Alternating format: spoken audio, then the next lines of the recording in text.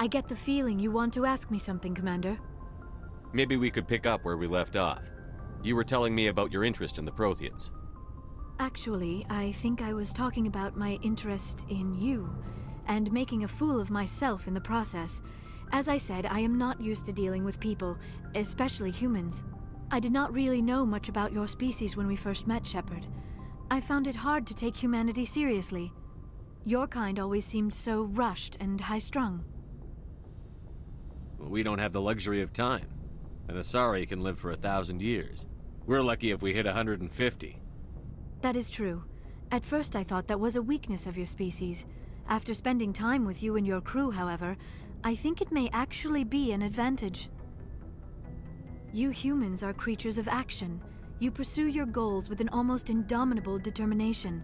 It is an admirable trait, but also an intimidating one. You're scared of us? Unfortunately, the rest of the galaxy sees humanity as something of a bully. You run over anyone in your path to get what you want. It is up to people like you to change their minds, Shepard. Why me? There is a reason the Council chose you to become a Spectre. They saw something special in you. The best of what humanity has to offer. I looked into your history. I know what happened on Akuz. The fact that you survived shows a remarkable strength. You didn't need to go behind my back. I would have told you whatever you wanted to know. I apologize, Commander. After our last conversation, I was afraid I would say something stupid again. I wanted to know more about you. To understand what made you into the man you are. There is something compelling about you, Shepard. You're interested in me because of my visions.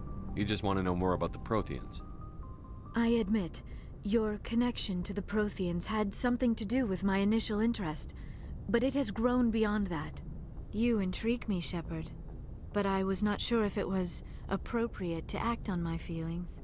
I thought there might already be a relationship between you and Chief Williams. I care about Ash. A lot. I thought so. Still, I feel as if there is also some attraction between us, Shepard. I'm not interested in you in that way, Liara. This is very embarrassing for me, Commander. Please, let's talk about something else. I should go. Goodbye, Commander.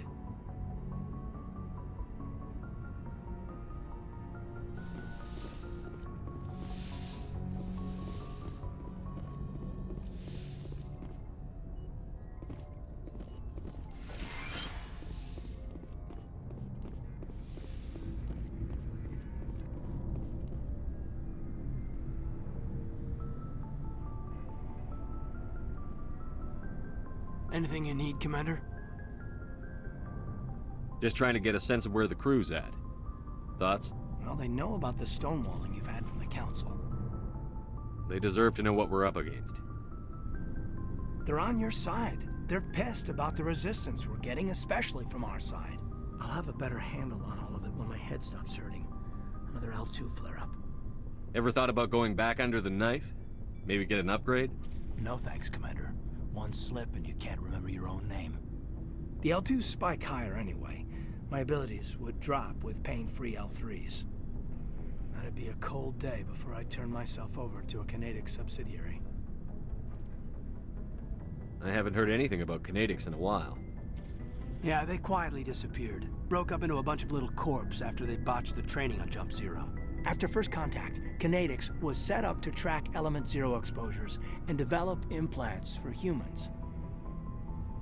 Once we had an embassy on the Citadel, Canadics could bring in experts instead of taking it slow. Is there some reason we couldn't learn it on our own? They didn't know where to start. Hell, it took a couple of years to even link biotics and Ezo. Forget trying to get the kids to move stuff. They had trouble just helping them not break their own limbs. And their choice of teachers didn't help much. The only experts would have to be aliens. Dead on. Turians, actually. That's why Canadics kept it a secret. They were afraid of what people back home would think, asking the Turians for help when we just fought a war with them. The Asari would have been more acceptable than the Turians. Yes, but the company didn't go through the Citadel. It would have made Earth look weak, so they discreetly hired some Turian mercenaries. Get your knuckles rapped a few times, Lieutenant? Yeah, you could say that. Our instructor was a Turian by the name of Commander Vernus. A real hard-ass. He basically had a free pass to break us if it would turn out a decent biotic. Kind of spiraled from there, Commander. Did he ever face charges for that? He got his, yeah. But like everything else at Jump Zero, it was under the table. The less said, the better. Anyway, this is ancient stuff. I walked it off a long time ago. I should get back to my duties, Commander. We're here to make history, not rehash it. What's your opinion on the last mission? Dr. Tassoni. Seems like a sweet... I mean, if you like the bookish... We'll talk another time, Lieutenant. Commander?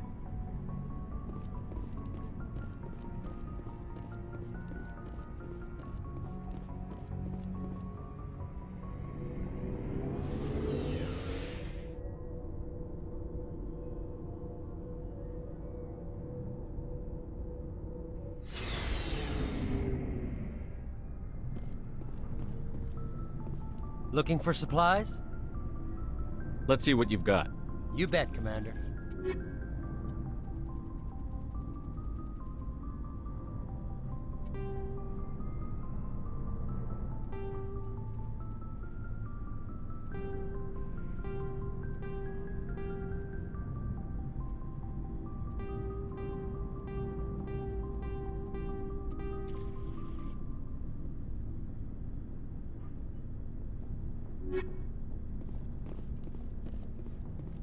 Commander, good to see you.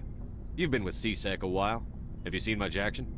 Well, not as much as you, but yeah, I've seen some interesting things. I'll bet you have. Anything in particular that stands out? I remember this Solarian geneticist I was sent to investigate. That case was a bit disturbing. What happened? Why were you investigating them? I was tasked with tracking black market trade on the Citadel. Most of it harmless, nothing I needed to pursue. But during the course of my investigation, I noticed an increase in the trade of body parts, organs mostly. We usually get a few of those, but not the numbers I was seeing. We weren't sure if there was a new black market lab or if some freak was harvesting organs from citizens. You've seen this before on the Citadel? Every so often, some lab sells unwanted parts through the black market, but they're not as bad as the psychos. I remember this one L-Corps diplomat we caught in my first year on the job. He was hacking people up and selling their organs. Had the station in a bit of a panic. But this case wasn't that clear-cut. Turns out there was more going on than we first realized. So how did you figure out what was happening? First, we got a hold of a sample and ran DNA tests. The weird thing was, the match led us to a Turian who was still alive and was very convinced he'd never lost his liver. After a bit of digging, I discovered this Turian worked briefly for Dr. Salion, the geneticist. So I went to his lab hoping to find evidence of cloned organ development, but there was nothing. No Solarian hearts, no Turian livers, not one Krogan testicle. You're kidding, right? Why would anyone want Krogan testicles? Some Krogan believe that testicle transplants can increase their virility, counteract the effects of the genophage. It doesn't work, but that doesn't stop them from buying. They'll pay up to 10,000 credits each. That's 40,000 for a full set. Somebody's making a killing out there. What did you do about the geneticist? I brought in some of his employees for interrogation, to see if I could get them to talk. While I was interviewing one of them, I came across something suspicious. You mean threaten? Was that really necessary? Maybe, maybe not. Either way, it paid off. One of my detainees started bleeding profusely during the interview. We offered to patch him up and he got frantic, freaked out. I ordered a full exam to find out what was going on. Our medics found incisions all over his body, some of them fresh. That was our big break. These people weren't just Dr. Salion's employees. They were test tubes. Walking, living test tubes. He was growing parts inside these people? Exactly. He cloned their organs right inside their own bodies. Then he harvested them and sold them off. Most of the victims were poor. He'd pay them each a small percentage of the sales, but only if the organs were good. Sometimes an organ wouldn't grow properly, so he'd just leave it in them. Most of them were a mess, but only on the inside, hidden so nobody could see it. I hope he got what he deserved. That's the worst part. We never caught him. Why not? What the hell happened? He ran, blew his lab, grabbed some of his employees, and headed for the nearest space dock. By the time I found out, his ship was already leaving. He threatened to kill his hostages if we tried to stop him. But you went after him anyway, right? I ordered Citadel Defense to shoot him down, but CSEC headquarters countermanded my order. They were worried about the hostages, worried about civilian casualties if the ship was destroyed so close to the Citadel. I told them those hostages were dead anyway. He just used them to make more organs. But they wouldn't listen. Well, it's not worth the risk. You pursue the vessel and disable it. That's the best choice. They sent the military after him, but he got away just the same. Yes, they did. I went to Palin and told him what I thought of him and his policies. He said if I didn't like it, I could quit. Well, I almost did. All they had to do was disable that ship, stop him from running. Maybe the hostages die, maybe they don't, but at least we stopped the bastard responsible for it all. If you don't care about the fate of those hostages, then you're no better than he is. You're just a terrorist with a badge. Yeah, maybe you're right. It doesn't make it any easier, but I see your point. Just wish I could have stopped him. That's all. Do you have any idea what happened to Dr. Salion? I sent out feelers from time to time, hoping to find something. I thought I'd found him a while back. He changed ships and changed his name to Dr. Hart, his idea of a joke, I guess. I told the military, but they weren't convinced it was him. I got the transponder frequency for his new ship, but I just can't get anyone to check it out. I'll check out the coordinates when I get a chance. I was hoping you'd say that. But Commander, take me with you when you go. If it's Salion, I want to be there when you find him.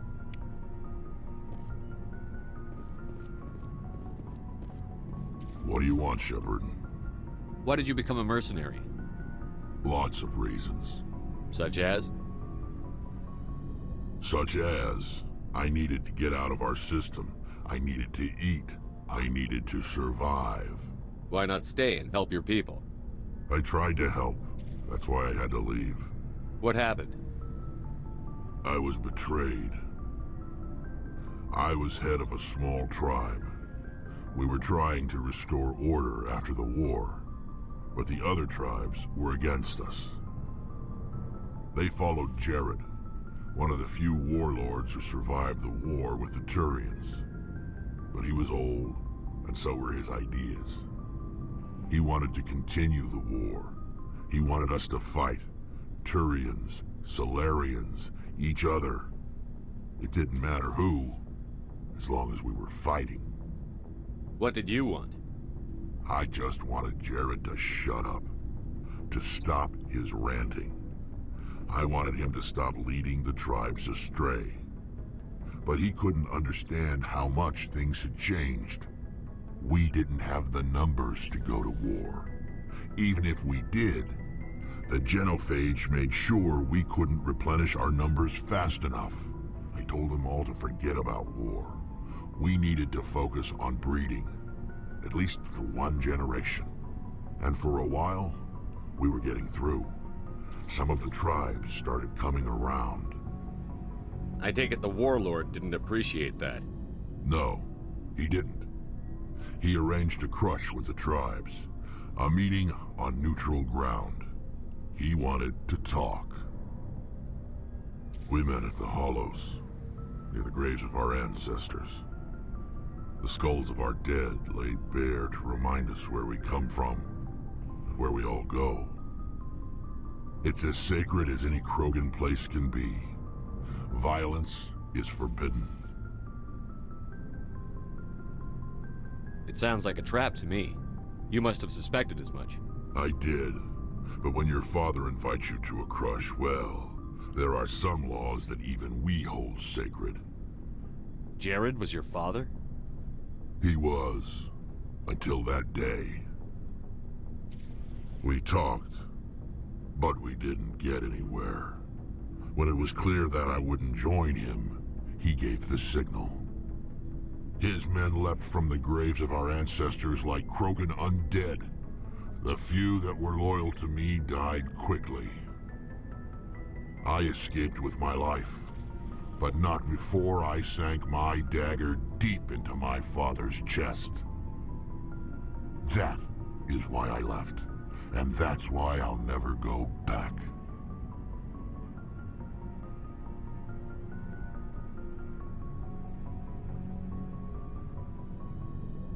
You must have family other than your father. Don't you miss them? You trying to make me cry, Shepard? I've got some unfinished business with my family, but that's all. What kind of business? Before I left, I made an oath to my father's father. I swore to recover my family's battle armor. It was taken from him after the uprising. What's so important about this armor? It's a relic. Useless, really. But it was worn by 5 generations of my family before the war. It's rightfully mine. Originally, it was taken by the Turian military. We weren't allowed armor or weapons after the war. Now, it's in the hands of Ton Actus, a Turian scum who collects relics from the war. He's made millions selling Krogan artifacts that were stolen from my people. He's got several bases where he stores his goods, all fortified and guarded. I just don't know which base has my family's armor. Just tell me where to start looking. I'll upload the data to your nav system. But Commander, I want to be there when you find him. So long, Rex. Shepard.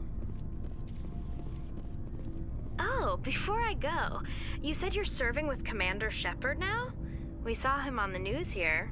He's cute. Later, sis. Tell me you didn't hear that. Afraid I did. Oh, shoot me now. One of my sisters. That's Sarah, the youngest. What's up? You didn't come by to eavesdrop on family mail. Your family seems to be important to you. Yeah, we've always been close. Me and my sisters especially. With Dad on duty so much, I had to help Mom raise them.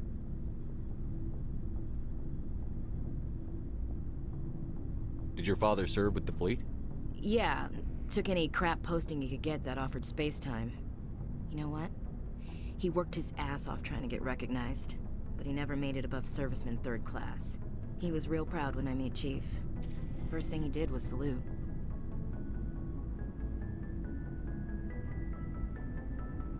What about your mother? You haven't mentioned her. You must know what military wives are like. Strong because they have to be, able to raise kids while Dad's away on a 6-month cruise. She has a degree in planetary geology. She and Dad both wanted to see new worlds. She gave up her career to raise us, though. You have more than one sister? Sounds like a big family. Yeah, I'm the oldest, then Abby, then Lynn. Sarah's the youngest. She's still in high school. With 4 girls, Dad used to say he felt more outnumbered at home than on maneuvers. Where did you grow up? All over. We transferred a half a dozen times before I finished grade school. You go where personnel command sends you, right? I guess that's why I'm so tight with my sisters. We'd have to leave all our friends every 2 or 3 years. You're lucky to have a close family. Sorry, I forgot about your family situation. Or lack thereof. Relax, Williams. I've dealt with it. Asked me to clear a bunker of armed hostiles? No problem. Dealing with the foot in my mouth? Not so good with that. Things were tense between Sarah and me for a while. Then we bonded. Sounds like a story. Feel like sharing? Sarah got herself a boyfriend who wanted to go faster than she did, Mike. I didn't think he was a bad kid, just pushy. Lynn would send me these worried vid mails, and I'd tell her to relax. Where were you when this was going on? I was on active duty. Sarah's graduating high school this year. This was only a couple of years back. They were on Amaterasu. At the time, I was assigned to Chernobog. Same cluster, but a dozen LY away. Close enough to talk regularly, too far to make it back in an emergency. I couldn't afford a fast packet flight. If he really liked her, he wouldn't be pushy. Yeah, of course. If he didn't ask at all, I'd wonder if he thought Sarah was ugly. Damned if you do, damned if you don't. Mike thought they'd go for a romantic walk in the woods, because he figured it was past time they did the deed. She levered Mike face first into a tree and left. Didn't have a scratch on her. Good thing Mom and Dad had us all learn some kind of self-defense. I took emergency leave and walked Sarah to school for a few days. Why didn't you tell the police? She said it wouldn't solve the real problem, and she and Mike would both become household names. It was a small colony. I said it was her call to make, that we should let her do it her way. Mom was pretty pissed about that. You said all of your sisters learned self-defense? Lynn did pistol practice, but didn't like it. She's kind of nervous. Sarah took Aikido. Abby decided to learn the sword. She always was a little weird. Likes big skirts and tops you have to tie her into. They do great things to her figure, though. So, what did you learn? One of Dad's friends taught me Marine hand to hand. You traveled all the way home to walk your sister to school. It was only a dozen light years, like a day's cruise. It's not like I was going to Earth or something. My last day out, Mike was waiting for us. Sarah had told her friends, so everyone at school knew what he did. He wasn't happy. I wanted to snap him in half, but Sarah gave me this look, this let me handle it, I need to do this alone look. She kept her cool, God bless her, as he screamed in her face. She just let him vent. Then he tried to punch her. I swear, she just flowed around him. Next thing I knew, he's face down on the sidewalk, and there's blood everywhere. That's unbelievable. Sarah must be as good as you. Better. I'm more or less a straight-up puncher. When he swung, she wasn't there anymore, and he fell. She helped him stop the bleeding and had me call an ambulance. She told the paramedics he fell. Before they took him to the hospital, Mike touched Sarah's arm. I thought he was gonna end up on the ground again. But he hung his head, whispered, "I'm sorry," and started crying. And she hugged him. The Williams women are a decisive bunch, Commander. We do things when we're ready. Not before, not after. Your sister's something else. But you didn't mention your father at all. Was he on deployment? Dad always wanted to serve in space, but he wanted us to have real ground under our feet. He'd say, space is beautiful, but you can't raise a family there. I cannot rest from travel. I will drink life to the lees. All times I have enjoyed greatly, have suffered greatly, both with those that loved me and alone. For always roaming with a hungry heart, much have I seen and known, cities of men and manners, climates, councils, governments. I never thought I'd hear you reciting poetry. Just because I can drill you between the eyes at 100 meters doesn't mean I can't like sensitive stuff. Just don't spread it around. Ulysses was my dad's favorite poem. Every time he shipped out, he recorded me reading it. He had a dozen versions when he retired. Does he still like it? I sure hope so. I read it to his grave every time I go home. Dad passed on a few years back. He's probably still watching, though. So behave. You mean from wherever we go after death? Dead on, Skipper. He's with God now. That's not a problem with you, is it? That I believe in God? You know that old saw, there's never an atheist in a foxhole? I've been in a lot of foxholes.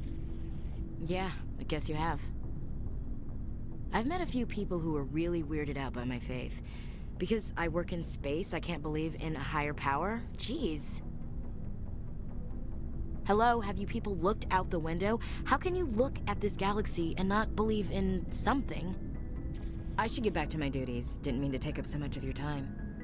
We'll talk later, Williams. Looking forward to it, Skipper.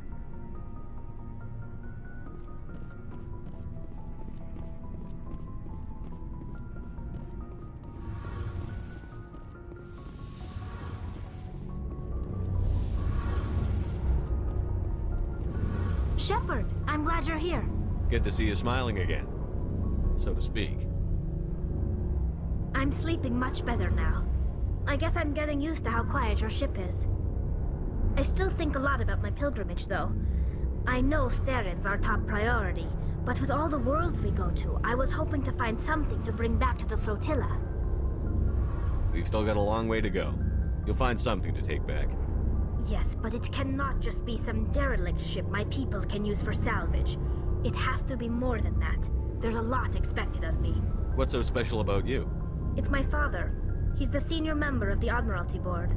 He's one of only 5 people who can overrule the decisions of the Conclave for the good of the migrant fleet.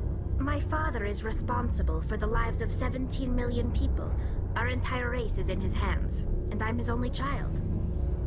So are you some kind of heir to the Quarian throne or something? No, it doesn't work that way. My father's position isn't hereditary. I'll probably never serve on the Admiralty Board myself. Officially, I'm just the same as any other citizen. But it doesn't work that way in practice. People have always treated me differently because of who my father is.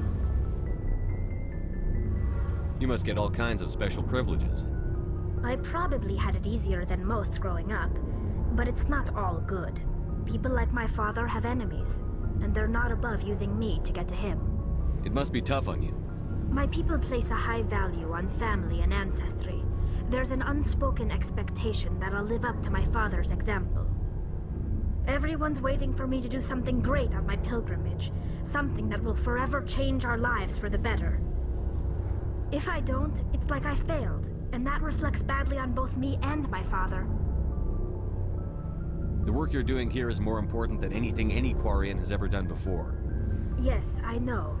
But you have to understand Quarian culture. We're a very insular society. The events beyond the flotilla don't much matter to the average citizen. Our greatest dream is that one day we'll return to our homeworld and drive out the Geth. But even if we stop Saren, that's not going to happen. There's still millions of Geth behind the veil. Until they're gone, our exile will continue. What would you need to bring back to make everyone happy? Something that would help us better understand the Geth. They've changed significantly since the exile. They've continued to evolve. We've done our best to study them, but it's not easy. They're very reclusive. Until recently, they never went beyond the borders of the Veil. And all the Geth we run into now are under Saren's control. We'd need to find Geth operating on their own, independently. But I don't want this to get in the way of our mission, Shepard. First, we stop Saren. Then I'll worry about my own problems. What was your father like? It wasn't easy growing up as the daughter of one of the Admiralty. Even before he joined the board, he was a prominent figure. People looked to him for leadership. He had to set an example, and he expected the same of his daughter. Plus, he was pretty strict, a military man through and through. He never allowed me to settle for anything less than excellence. As a kid, I sometimes felt like he was pushing me too hard. But now I'm old enough to appreciate what he taught me. The world doesn't owe us anything. If we want something in life, we have to earn it. Sounds like a tough upbringing. You don't resent your father at all? Like I said, it wasn't easy. My father's not the kind of person you bond with. And he wasn't around all that much. Too busy. People counted on him, and he took his duties seriously. Even when he was around, he always seemed a bit distant. Like his mind was always somewhere else. Come to think of it, I can't ever remember seeing him smile. Not once. It's like he was always weighed down by all that responsibility. I mean, I know he cares about me, but he never really showed it, not in the usual way. I guess the best thing I can say about my father is that I respect him. Where was your mother in all this? Mother was around, but she always seemed to kind of blend into the background. Almost like she was overshadowed by my father. He tends to do that to people. She passed on about 5 years ago. Some airborne virus that swept through the fleet. Happens sometimes when the filters start to break down. I think my father took it pretty hard. After she was gone, he became even more focused on his work. I think that was his way of dealing with the grief. I want to talk about something else. Like what? I should go. See you later.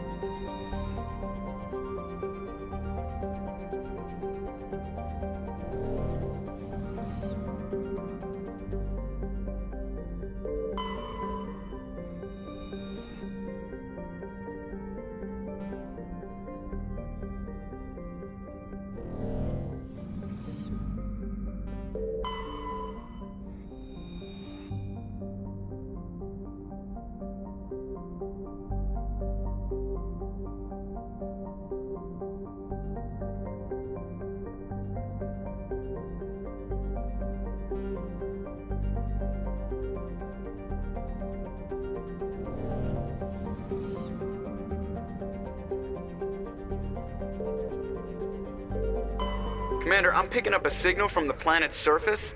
It looks like an automated distress beacon.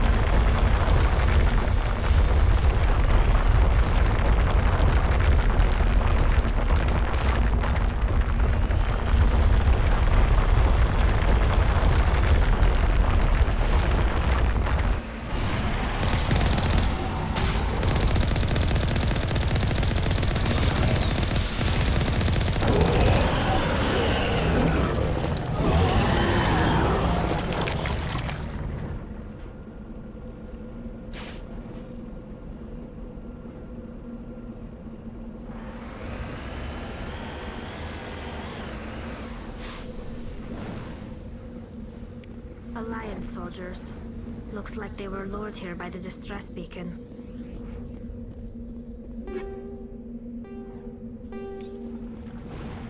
These are Admiral Kahoku's men. We need to tell him what happened here.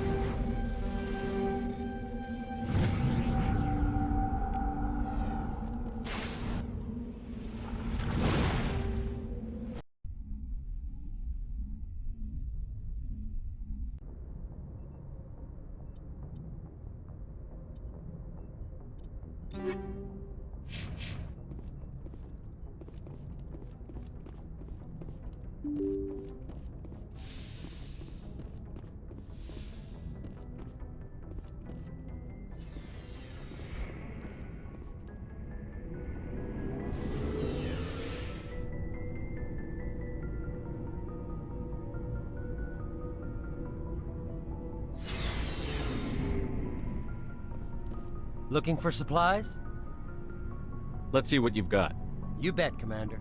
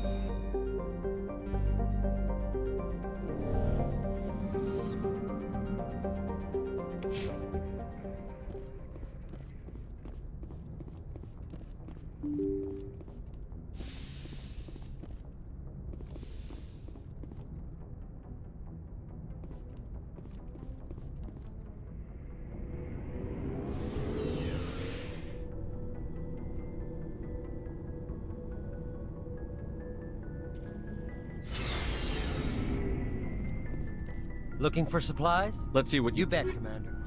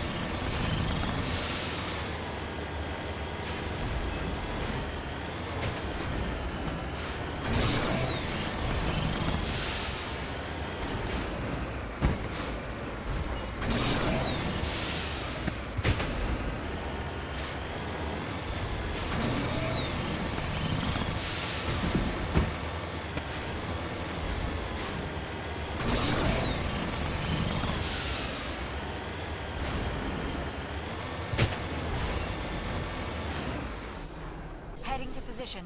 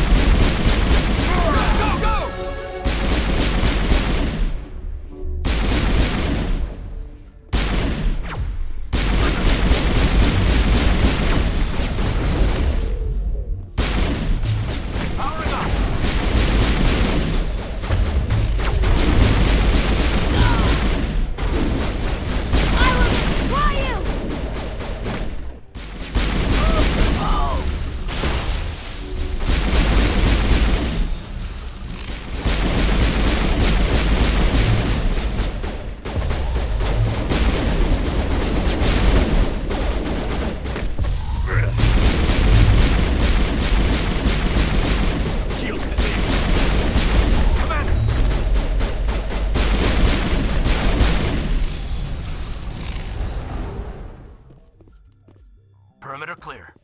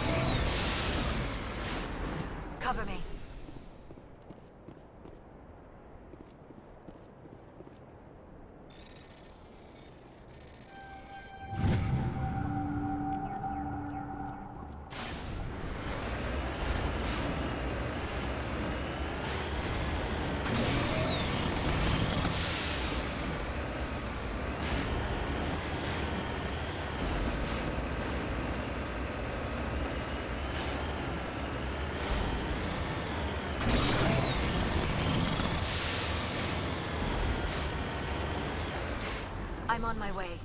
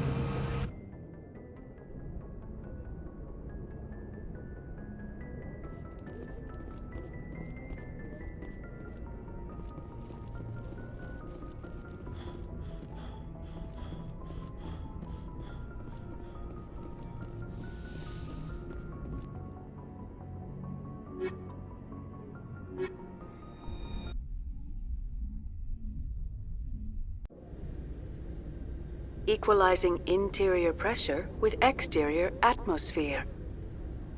Logged. The commanding officer is a...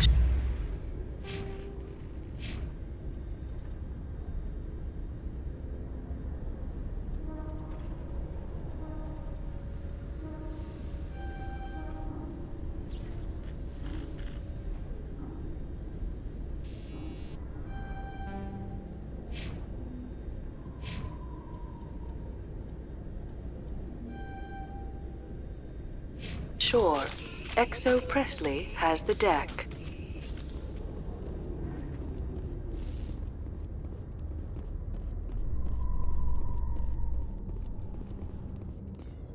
Presidium technicians are struggling to understand why a computer system catastrophically overloaded recently. Technicians are reportedly unsure of what caused the malfunction, or even what the system was originally designed to do. CSEC is investigating the possible vandalism or misuse of public property.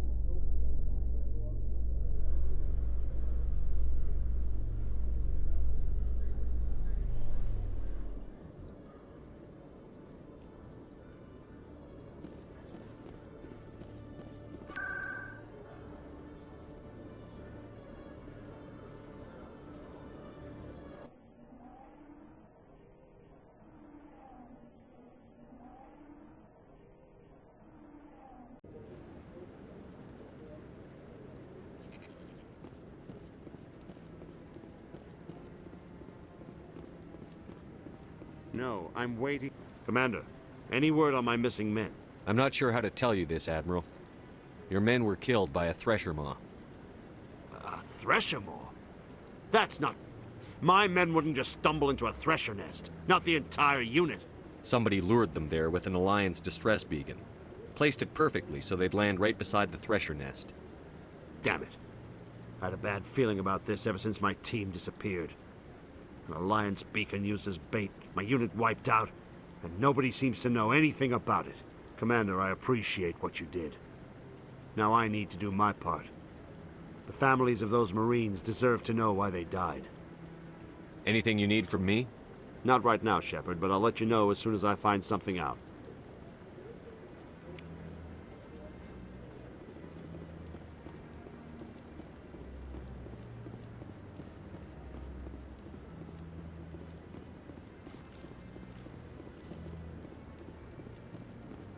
Any news? Did you find my brother yet? I found your brother's body. His ship was attacked by privateers. Willem's dead? I guess I should have expected this. When his ship dropped out of contact, I just knew. But I kept hoping he might still be alive. I'm sorry for your loss. Thank you for finding him. It's better to know one way or the other. That's what they say, right? Please excuse me. I need to go make arrangements for his funeral.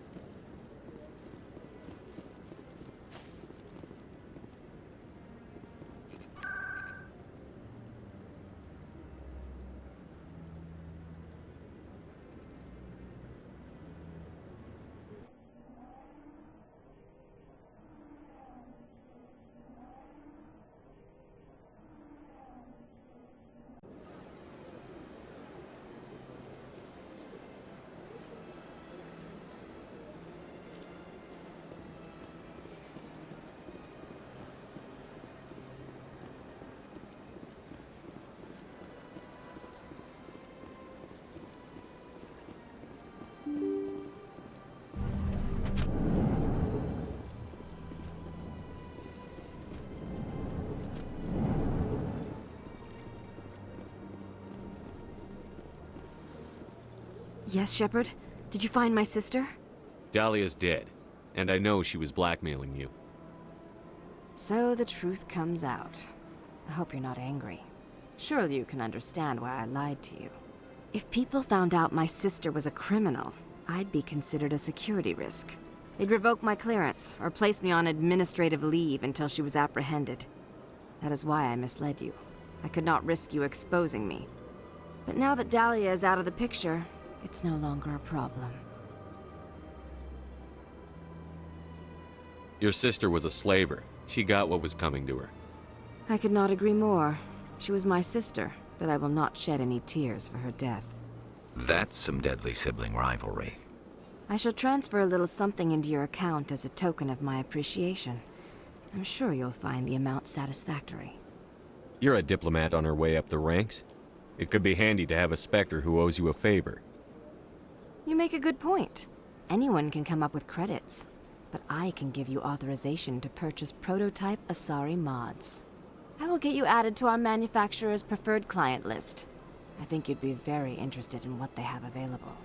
Goodbye, Shepard. It has been a pleasure doing business with you.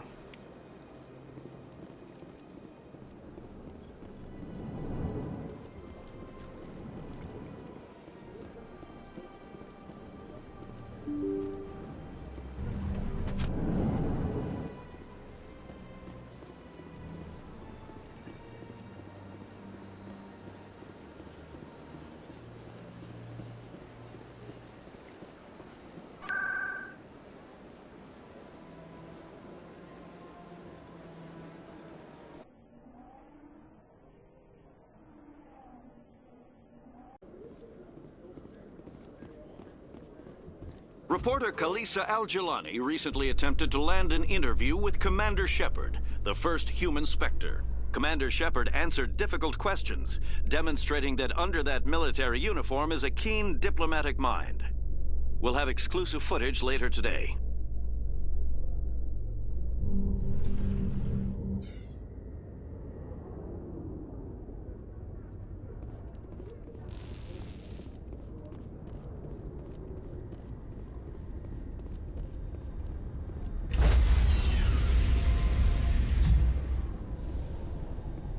Stand by, shore party.